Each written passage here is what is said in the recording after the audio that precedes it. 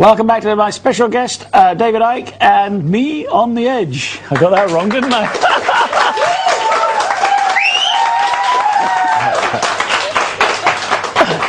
I think I'm the one on the edge, mate. Yeah, well, there you go. We're all on the edge. It's We're the all on only the place edge, to aren't we? Last show. Emotional moment. Anyway, the moon. Let's talk about the moon. Yes, I was saying before the break, and the break was lovely because they opened the door and put the air conditioning on. It's fantastic. Can we have another one?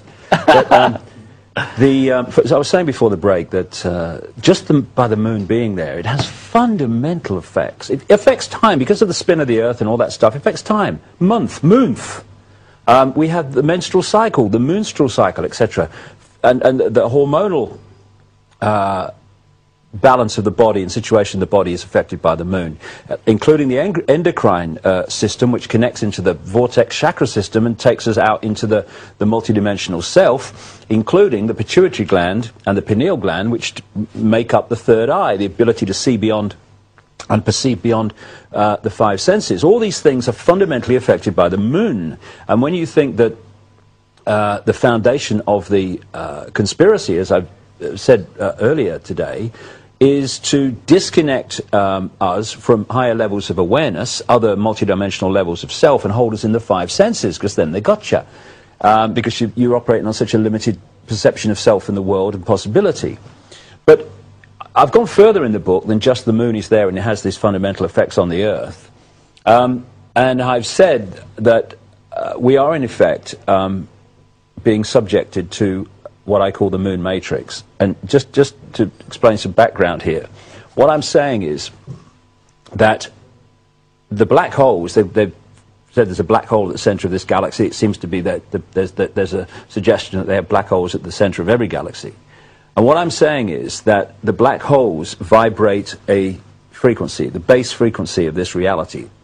And that frequency, depending on what it is, triggers the suns to elicit and project photon information, photon encoded information, which we then decode into this reality. That's basically the waveform vibrational level, the metaphysical universe, is manifests itself in the form of these photons, which are information, and then through the vibrational, the five senses, through the electrical, through the digital, into the holographic, we manifest that information here. It's in effect exactly the same principle, Theo, as the wireless internet, whereby if I had a computer now, it would have no wires connecting it to anything, but if there's wireless internet in this studio, that computer would pull out of the unseen, just purely information, a whole collective global reality that we call the World Wide Web. And if I went on it here, or in South Africa, or America, or Australia, it would be the same collective reality. That is the reality that we are decoding from this photon information. And of course, through the meridian lines of the body is photon energy. What's going through the meridian lines, the ley lines of the Earth grid? Photon energy. It's information. So, and this base vibration coming out of the black holes is not static. It goes through a cycle. It goes through a cycle, and then it comes back to the start, basically.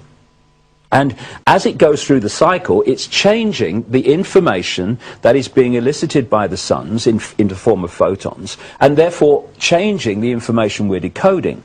And it's this process that takes us through the epochs of what the Indian culture calls yugas, and the Mayans talked about the cyclic nature of time, where we go through different periods of experience. There are times like what they call the golden age of great expansion and openness and connection, and there's other times when it's much more suppressed and limited. And these are different opportunities for infinite awareness to experience different situations.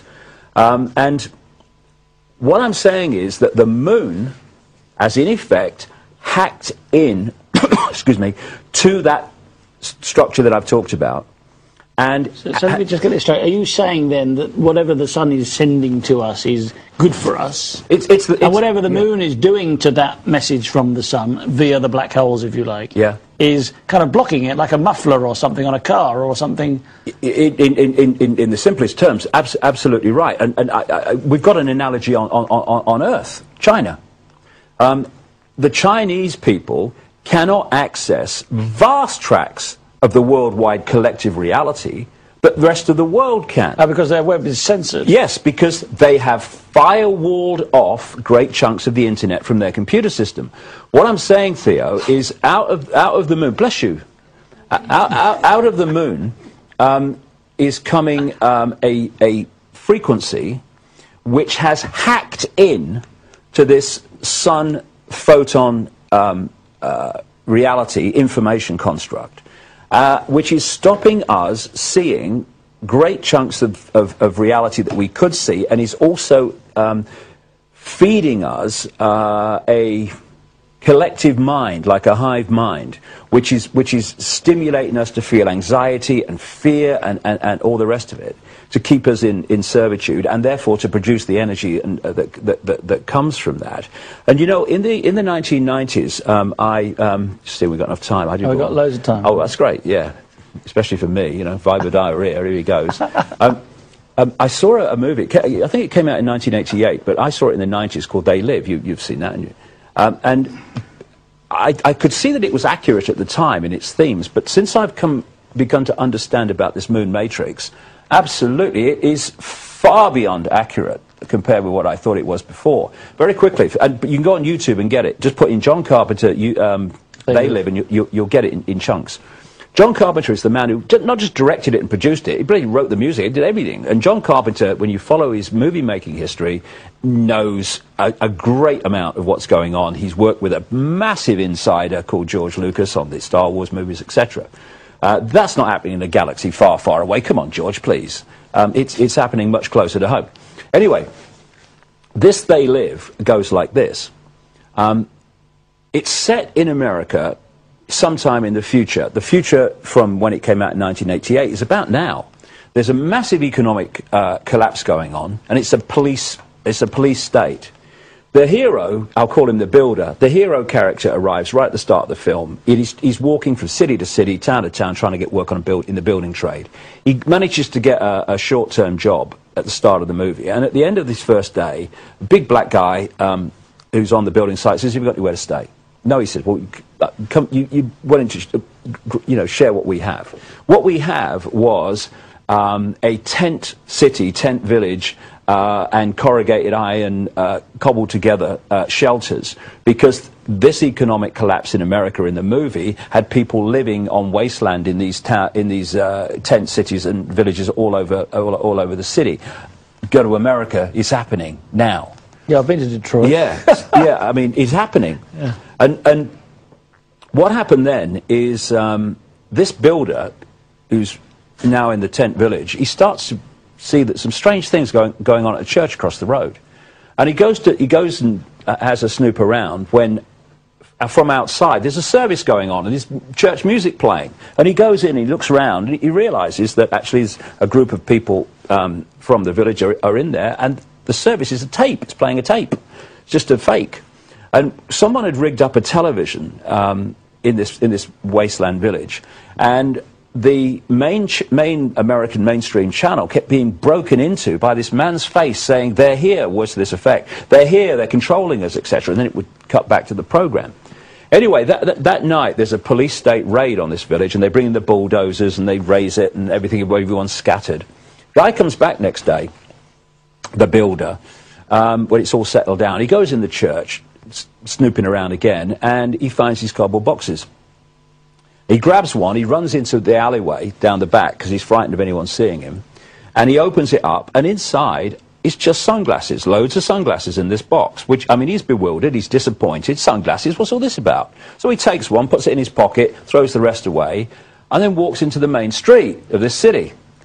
And everything looks normal. There's advertisements, people, cars, things going on, and he just puts the glasses on. Now the world is shockingly different. Through these glasses, all the drink Coca-Cola and vacation in Jamaica, now all he can see is words like stay asleep, obey authority, don't question, all these subliminals. He then goes to a newsstand and he picks up the equivalent of Time and Newsweek, and when he looks with his naked eye, it's text and colours and graphics and pictures just like now. Puts the glasses on, all he can see are these subliminals: obey authority, stay asleep, don't question. He looks at a dollar bill, and instead of seeing a dollar bill and all that's on it, all he sees is words, "This is your God." Next thing that happens, a guy walks in to buy a paper. To the naked eye, he's a human. He puts the glasses on, this guy ain't human. And it goes on, and he starts to realize, nothing like the majority, but a significant number of people are not human, but they appear human to the naked eye. Where I'm going with this is where it led to.